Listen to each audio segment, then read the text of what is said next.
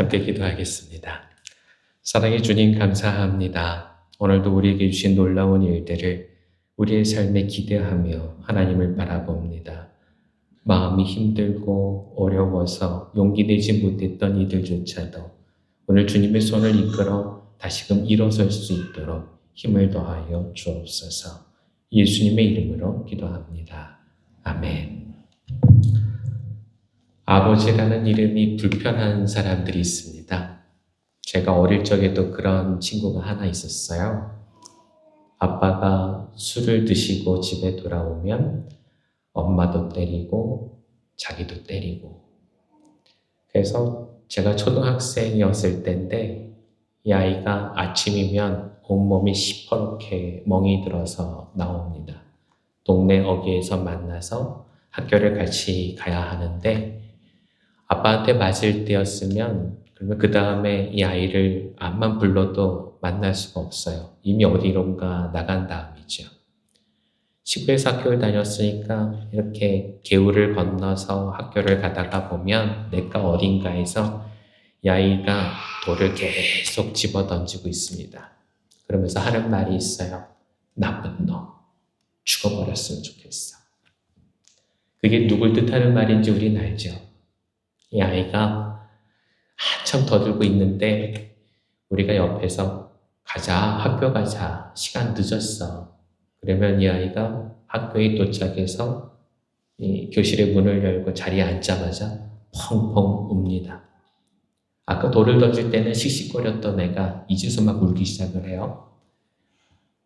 이제 시간이 지나고 제가 나이 들어서 생각이 드는 거는 아마 그때 선생님이 와서 투닥거려주고 위로해주길 바랬지 않았을까 하는 그런 생각이 들어요. 선생님이 와서 물어봅니다. 아가야, 무슨 일 있어?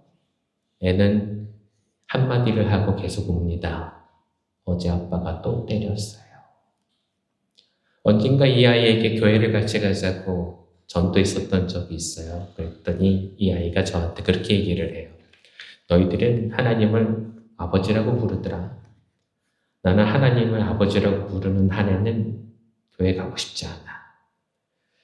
그 얘기를 들었을 때에 뭔가 하나님을 믿는 게 잘못되다는 생각을 한 번도 한 적이 없었는데 그날 그런 생각이 들었어요. 왠지 하나님이 아버지신 게 미안하고 내가 나중에 나이 들어서 나도 아버지가 될 것이 미안하고 그냥 그 앞에 서 있는 게 너무 미안하더라고요. 이 아이는 생각이 좀 달랐을 겁니다. 왜냐하면 얘는 여자아이였으니까.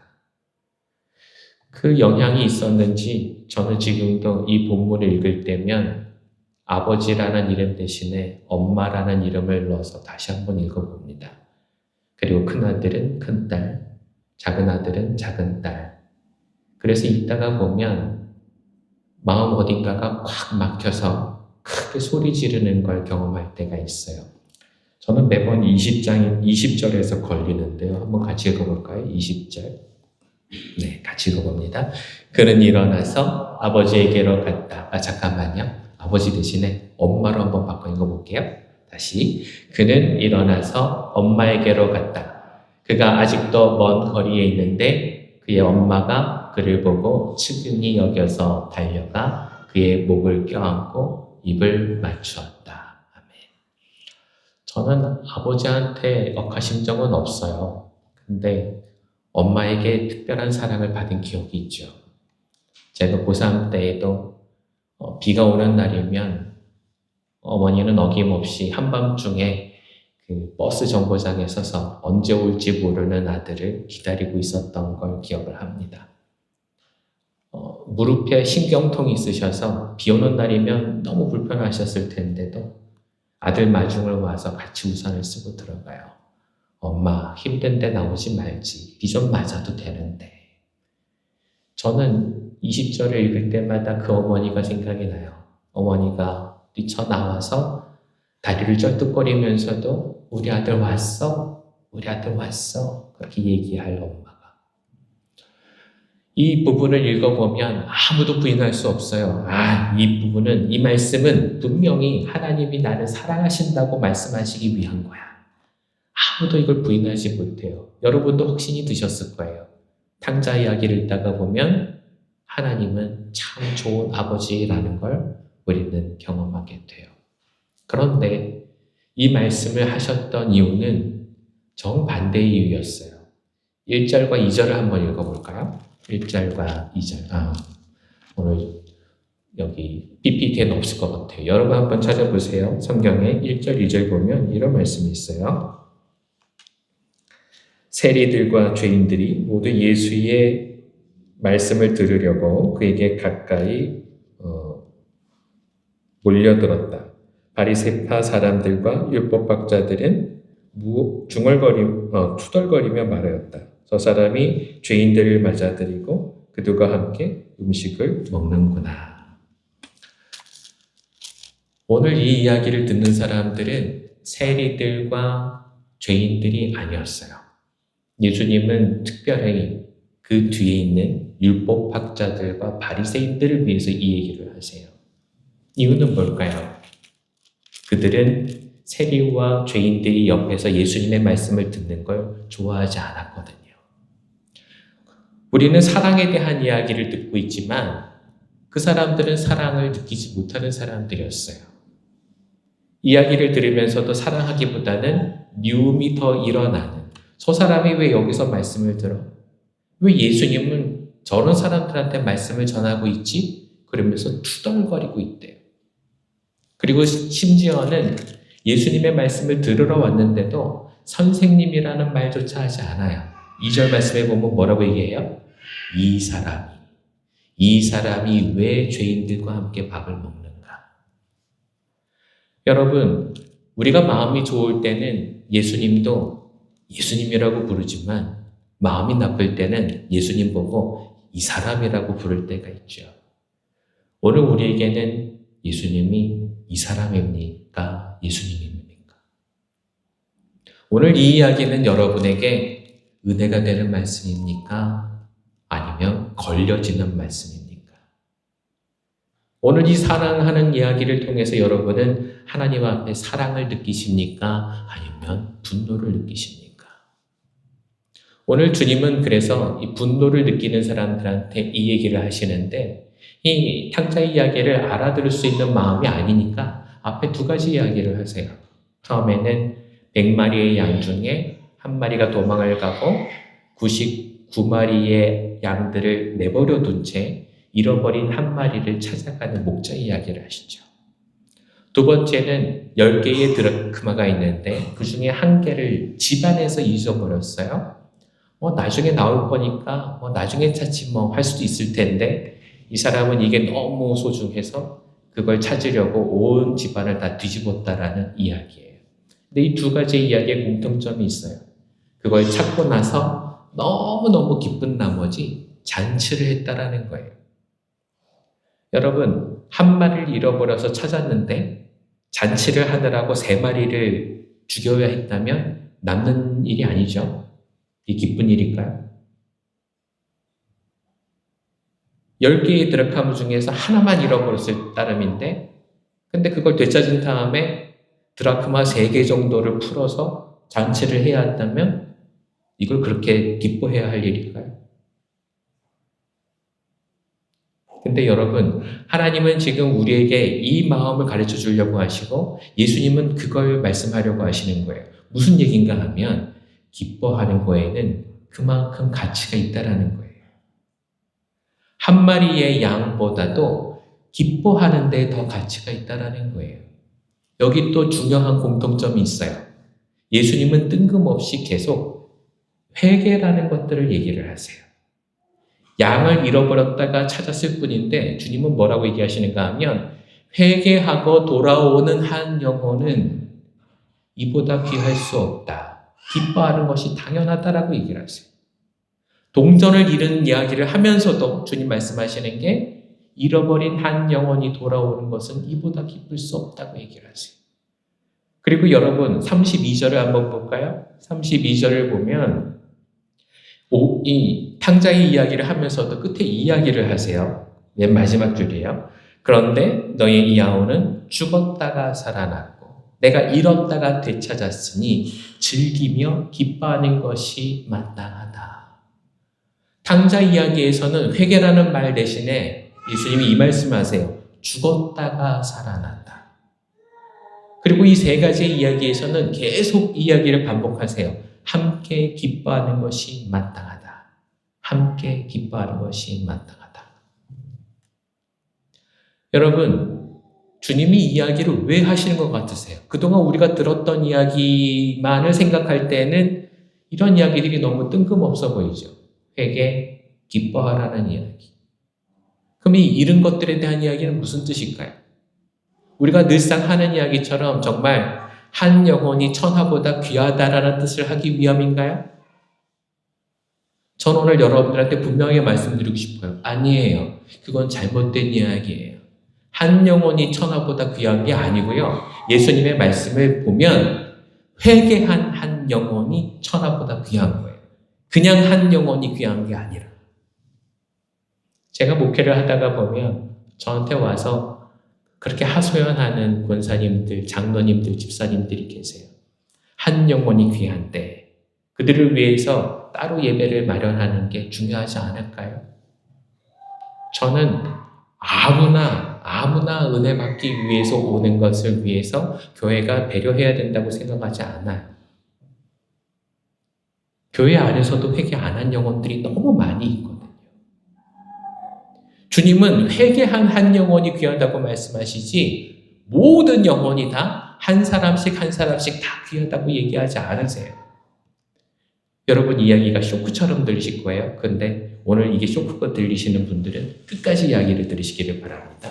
제가 오늘 여러분에게 무슨 얘기를 하려고 하는가 하면 하나님 앞에 어떤 사람이 되어야 그래야 주님의 사랑을 받기에 합당한 사람인가 하는 거예요. 이게 누구의 질문인가 하면 바리새인들과 율법학자들의 질문이었어요.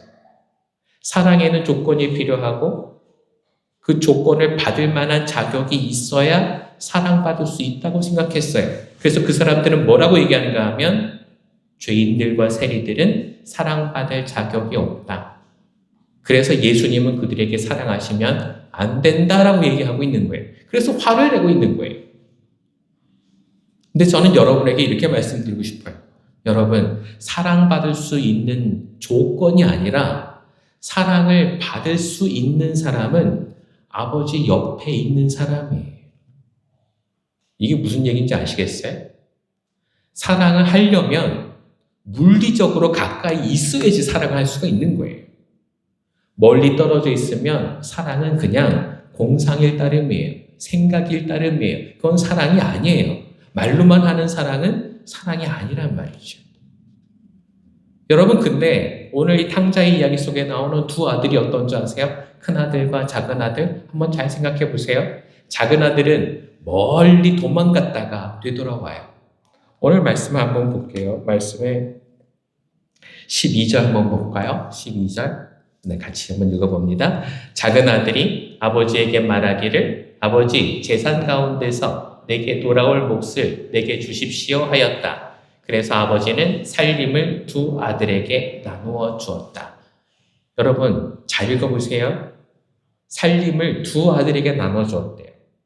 작은 아들이 멀리 가니까 작은아들에게만 준 게 아니에요. 큰 아들도 받았어요. 그럼 지금 작은 아들이 떠난 다음에 아버지랑 함께 살고 있는 이 집, 이 모든 재산은 다 누구 거예요? 큰 아들 거죠. 큰 아들 거예요. 그런데 오늘 말씀의 마지막에 보시면 뭐라고 얘기하는가 하면 이 큰 아들이 화내면서 왜 저 아들, 방탕한 아들을 위해서 살찐 송아지를 잡으십니까? 아버지는 나를 위해서는 어린 양 한 마리, 염소 한 마리 잡아준 적이 없는데. 근데 여러분 잘 생각하세요. 이게 누구 거라고요? 아들 거. 여러분 잔치를 하려면 본인이 잡아서 아버지를 접대했어야 됐지 아버지가 잡아서 아들 줘야 될 상황이 아니란 말이에요. 그런지 지금 아들은 뭐라고 그래요? 왜 아버지는 나한테 이걸 대접하지 않으십니까?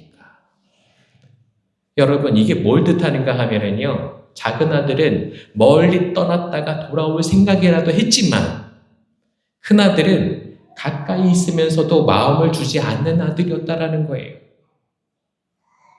여러분, 이 둘 중에 어느 아들이 옆에 있는 아들이에요? 없어요.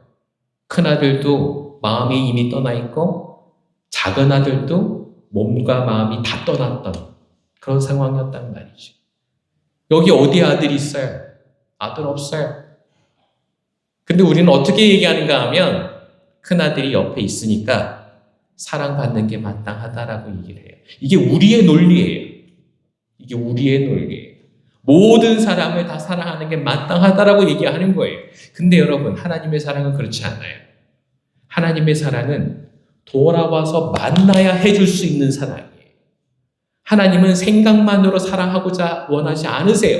그리움만으로 사랑하기 원하지 않으세요. 예수를 믿기 시작하면서 공부를 하기 원하시는 분들이 있으세요. 체계적으로 뭔가를 배워야 신앙생활을 할 수 있다고 생각하는 분들이 계세요. 여러분, 그건 철학이에요. 그건 신앙이 아니에요. 회개가 무엇인지, 구원이 무엇인지 말로 하는 법을 배워봤자 별 소용없어요. 여러분, 머릿속에서 하는 사랑은 진짜 사랑이 아니기 때문에 그래요. 진짜 사랑은 어떻게 해야 돼요? 물리적으로 하셔야 돼요. 손잡아 주셔야 되고요. 따뜻하게 바라봐 주셔야 되고요. 좋은 이야기를 나눠 주셔야 돼요.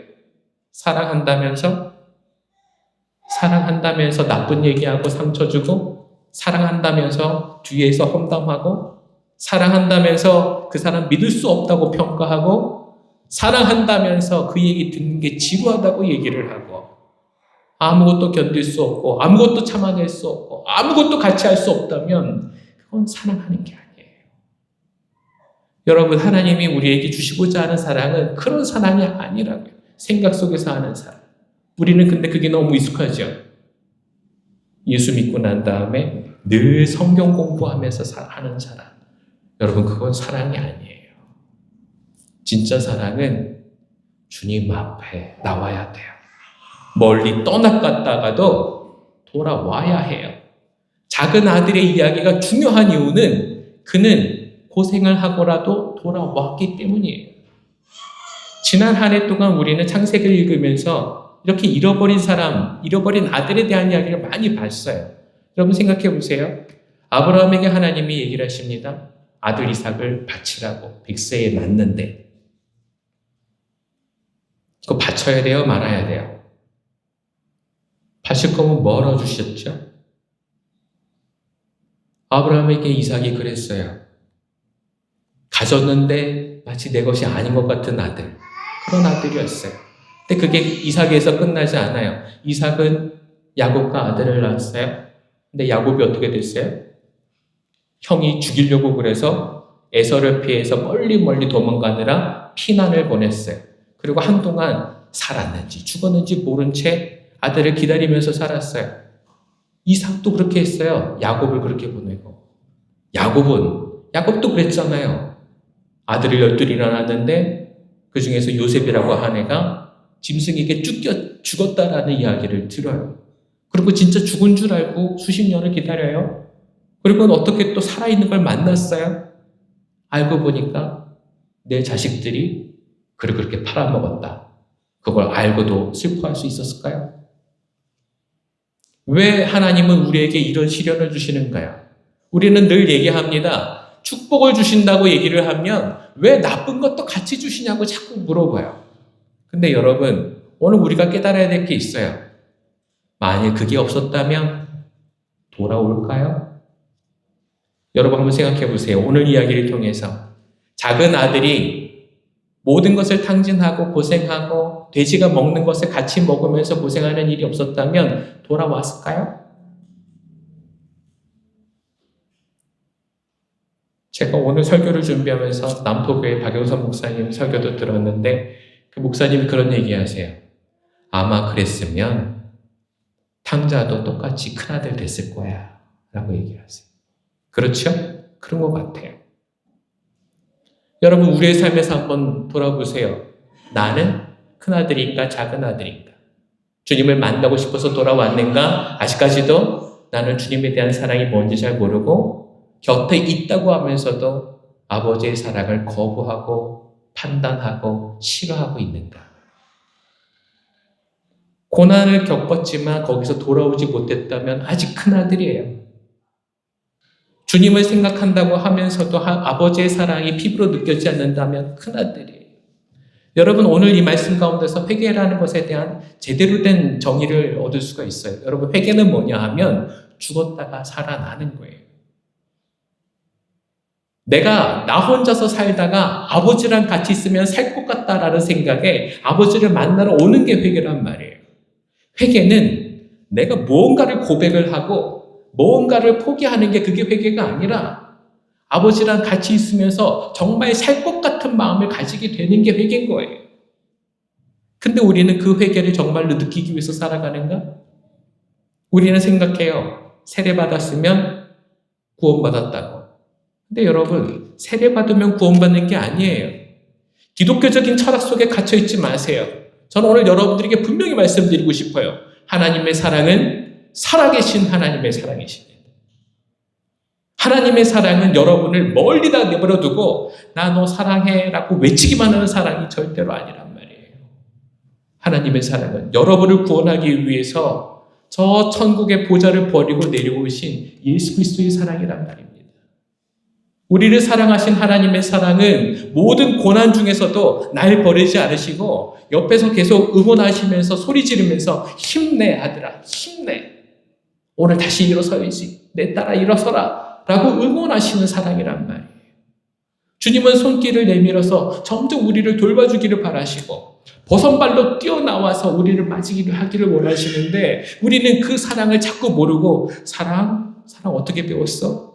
그걸 묻고 있다면 여러분 우리는 진짜 사랑에 머물러 가는 게 아니란 말입니다. 오늘 저는 여러분에게 그래서 이렇게 말씀드리고 싶어요. 진짜 사랑에 눈 뜨시기를 바랍니다. 껍데기만 남아있는 사랑을 하지 마세요. 그게 얼마나 위험한 일인지 여러분이 같이 아시게 되면 좋겠어요. 이사야서 1장 말씀 한번 볼까요? 이사야서 1장 말씀 한번 같이 읽어볼게요. 너희가 내 앞에 보이러 오니 이것을 누가 너희에게 요구하였느냐? 내 마당만 밟을 뿐이니라. 헛된 죄물을 다시 가져오지 말라. 분향은 내가 가증히 여기는 바요. 월삭과 안식일과 대회로 모이는 것도 그러하니 성회와 아울러 악을 행하는 것을 내가 견디지 못하겠노라. 아멘. 여러분 여기 성회라는 말을 오늘날 우리말로 바꾸면 주일이라는 거예요. 주일 예배와 아울러 악을 행하는 것을 내가 더는 견디지 못하겠노라. 여러분 하나님은 예배를 좋아하지 않으세요. 주님은 왜 우리에게 예배를 주시는가 하면 이 예배 중에서 하나님을 만날 수 있는 기회가 열리기 때문이에요. 주님이 예배를 좋아하시는 이유는 회개하는 이들을 만날 수 있는 장이 되기 때문이에요. 그런데 이 안에 회개하는 자가 없다면 돌아오는 사람이 없다면 하나님을 아무도 만나지 못한다면 여러분이 예배는 쓸모없는 거예요. 이 다음 말씀 한번 볼까요? 주님은 이 말씀 안에서 우리가 버리겠다고만 말씀하지 않으세요. 예레미야 말씀 한번 볼까요? 맞아요. 이거예요. 같이 읽어볼게요. 예레미야 29장 14절 말씀. 내가 너희를 만나주겠다. 나 주의 말이다. 내가 너희를 포로 생활에서 돌아오게 하겠다. 내가 너희를 쫓아보냈던 세상의 모든 나라, 모든 지역에서 너희를 모아오겠다. 내가 너희를 포로로 보냈으나 나는 너희를 그곳에서 너희의 고향으로 다시 데려오겠다. 나 주의 말이다. 아멘. 왜 포로로 보내시고 난 다음에 다시 부르신대요? 왜요? 그러려면 보내지 말지. 왜 전쟁을 치르시고 왜 죽게 하시고 왜 포로로 잡혀가게 하신 다음에 다시 오게 하시냐는 거죠. 왜요? 그게 없으면 큰아들이 되니까.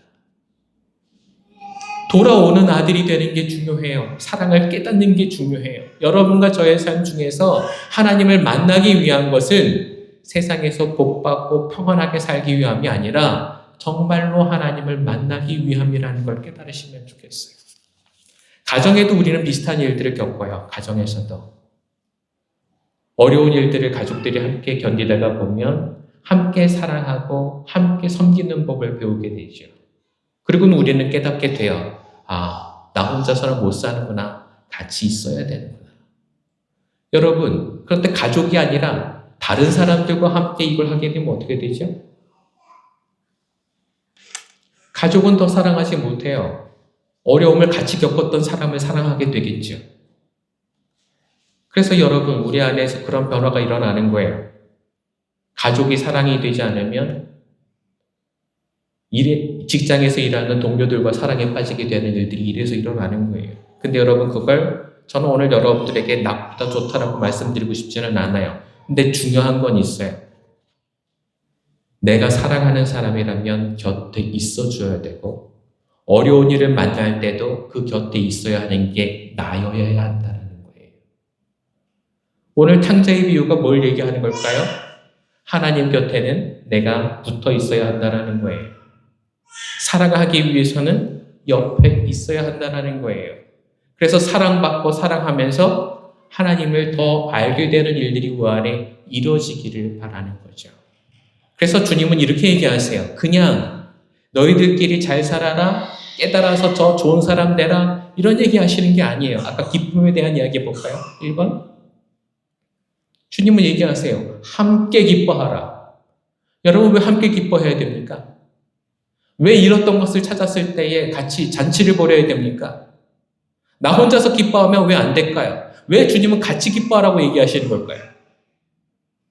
함께 기뻐하지 않으면 점점 껍데기만 남기 때문에 그래요.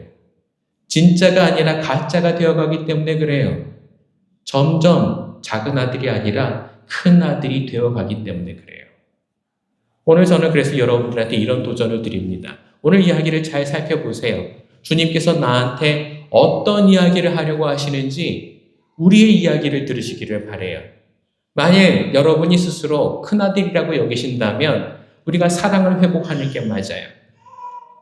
내가 스스로 작은 아들이라고 여기신다면 아버지 앞에서 권세를 받을 때 자신감 있게 살아가는 걸 회복하는 게 맞아요. 하지만 여러분, 그 전에 오늘 저는 여러분에게 이렇게 말씀드리고 싶어요. 작은 아들이든 큰 아들이든 함께 기뻐해야 합니다. 함께 주님의 공동체를 만들지 않고 함께 사랑하는 일들이 일어나지 않는다면 우리는 그 모든 것들이 수포로 돌아가는 걸 느끼게 될 거예요. 초대교회의 요한이라고 하는 장로님은 이런 얘기를 하세요. 요한일서 말씀 볼게요. 같이 한번 읽어볼까요? 우리가 사랑하는 것은 하나님이 우리를 먼저 사랑하셨기 때문입니다. 누가 하나님을 사랑한다고 하면서 자기 형제자매를 미워하면 그는 거짓말쟁이입니다. 보이는 자기 형제자매를 사랑하지 않는 사람이 보이지 않는 하나님을 사랑할 수 없습니다. 하나님을 사랑하는 사람은 자기 형제자매도 사랑해야 합니다. 우리는 이 계명을 주님에게서 받았습니다. 아멘. 여러분, 허투루 듣지 마세요. 내가 미워할 거 다 미워하고 하나님 사랑할 수 없어요. 요한 장로님은 이렇게 얘기하세요. 그건 가짜라고. 눈에 보이는 형제를 사랑하지 않으면서 하나님을 사랑한다고 하는 건 거짓말이라고. 우리가 하고 싶은 대로 다 하면서 신앙생활 할 수 없어요. 내가 하고 싶은 대로 다 하면서 천국에 갈 수 없어요. 주님은 오직 돌아온 아들만을 받으세요. 주님은 오직 회개한 영혼만을 받으세요. 회개라는 게 어떤 건가요? 여러분 해보셨잖아요. 옛날에 회개했는데 지금 나는 멀쩡합니까? 옛날에 회개만으로 만족할 수 있어요? 아니에요. 천국 갈 때까지 계속 회개해야 돼요. 내 삶이 회개하고 하나님 앞에 계속 나가고 주님이 내 곁에 계시는 걸 계속 확인하지 않는다면 내 신앙생활은 언젠가 죽어 있다는 걸 발견하게 될 거예요. 그게 바로 껍데기예요. 그게 가짜란 말이에요. 그 껍데기가 되면 우리는 서로를 사랑할 수가 없고 껍데기가 되고 나면 진짜 사랑할 수가 없어요. 하나님, 그게 뭐예요? 이렇게 되시요. 주님의 은혜가 우리 안에 살아있는 역사가 되길 원하신다면 여러분 진짜가 되셔야 돼요. 그러기 위해선 회개하시고 돌아오셔야 돼요. 매 순간 주님이 부르실 때 아버지의 자리로 돌아오셔야 돼요. 우리 그림 한번 볼까요? 10번 슬라이드. 이게 렘브란트. 죄송합니다. 이 화가 이름이 렘브란트예요. 렘브란트가 탕자의 귀환이라고 하는 그림을 그렸는데 이 오른쪽에 보이는 게 원본이고요. 그 원본을 약간 확대한 게 왼쪽에 있는 겁니다. 이 오른쪽에 있는 그림을 보면 아버지와 돌아온 탕자 그리고 저쪽 편에 큰아들이 서 있는 게 보이죠. 근데 그 사이에 희미하게 있는 한 사람이 있어요. 그게 누군지 보이세요? 그게 렘브란트예요. 본인의 자화상을 거기다가 그려놨어요. 조금 이따 보여드릴게요. 이 아들부터 먼저 봅시다. 이 아들을 보면 머리는 완전히 밀었죠? 까까머리예요. 왜 까까머리죠? 이걸 많이 고민했어요. 왜 까까머리일까?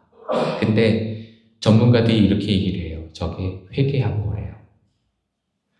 다시 거듭나서 태어났기 때문에 아기의 얼굴이래요. 저 머리는 민 게 아니고요.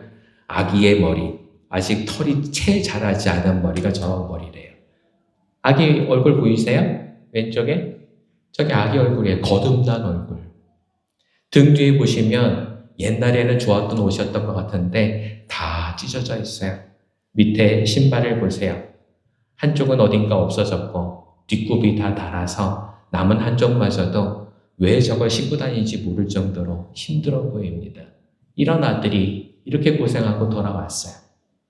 다음 페이지 볼까요? 이제 우리는 아버지 얼굴을 보게 됩니다.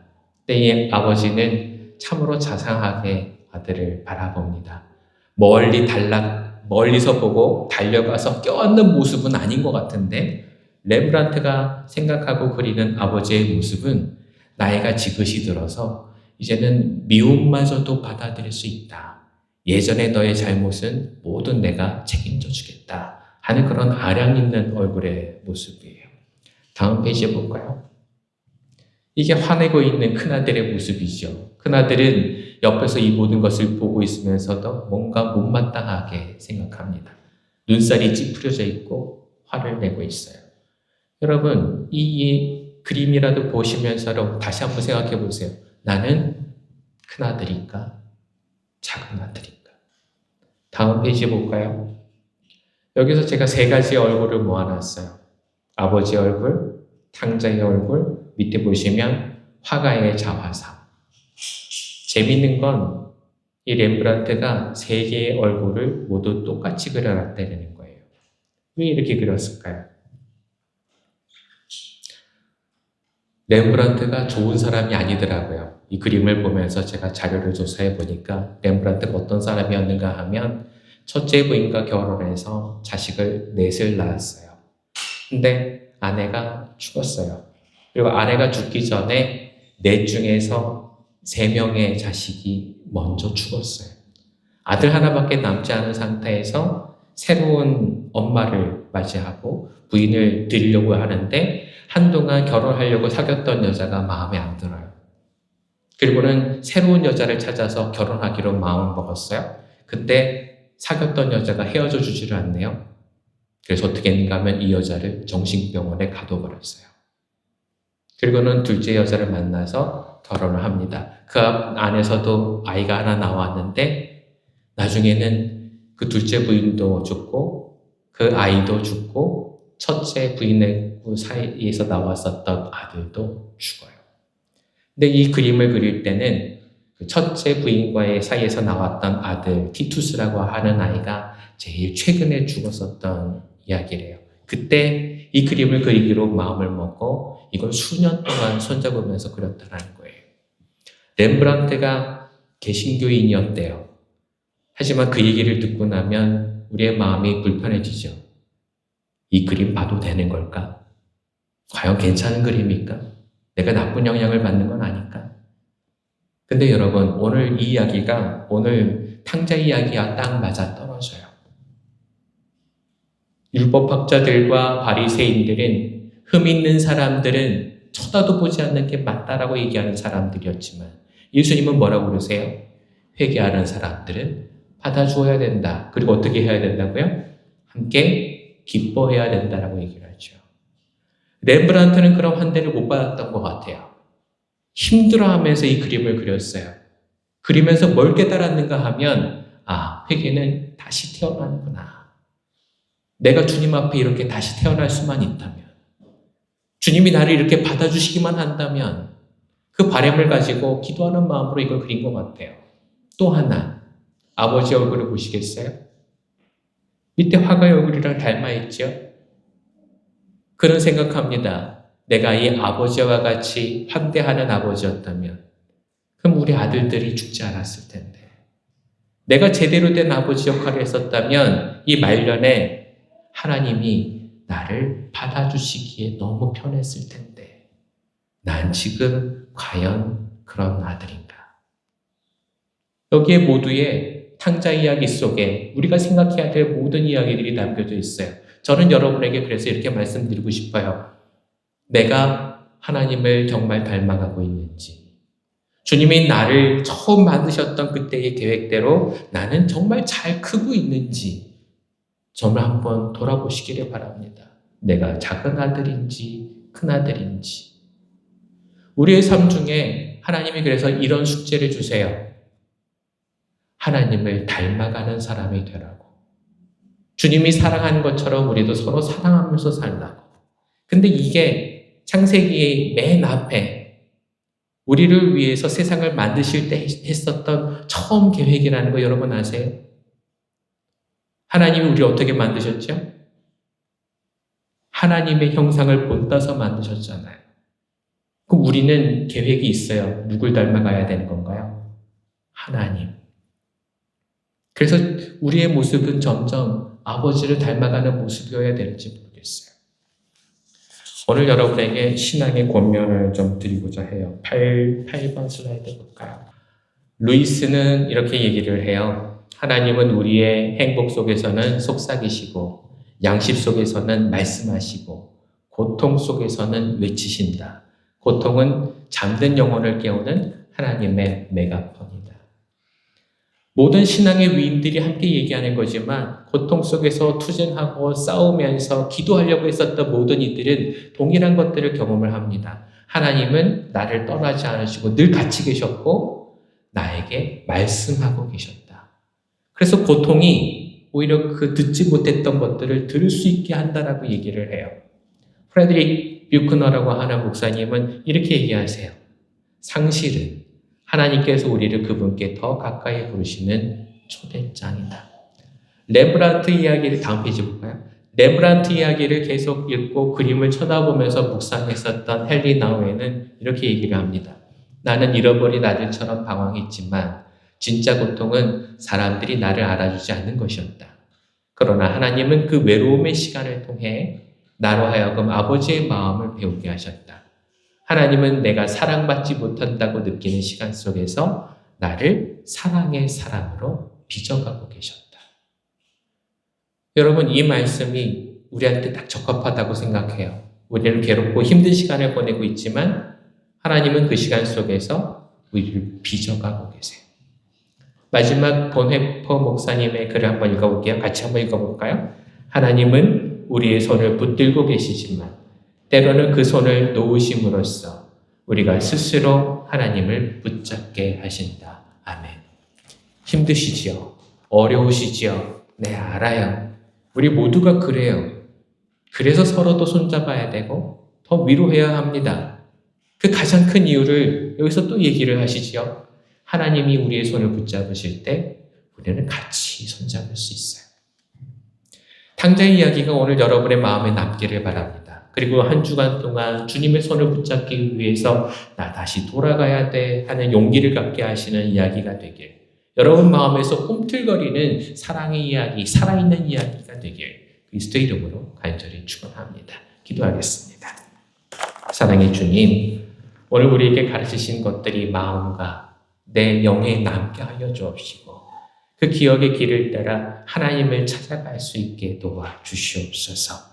우리를 사랑할 수 있는 용기를 더하시고 다시금 일어설 수 있게 도우셔서 오직 주님과 더불어 살아갈 수 있도록 인도하여 주시옵소서. 예수님의 이름으로 기도합니다. 아멘.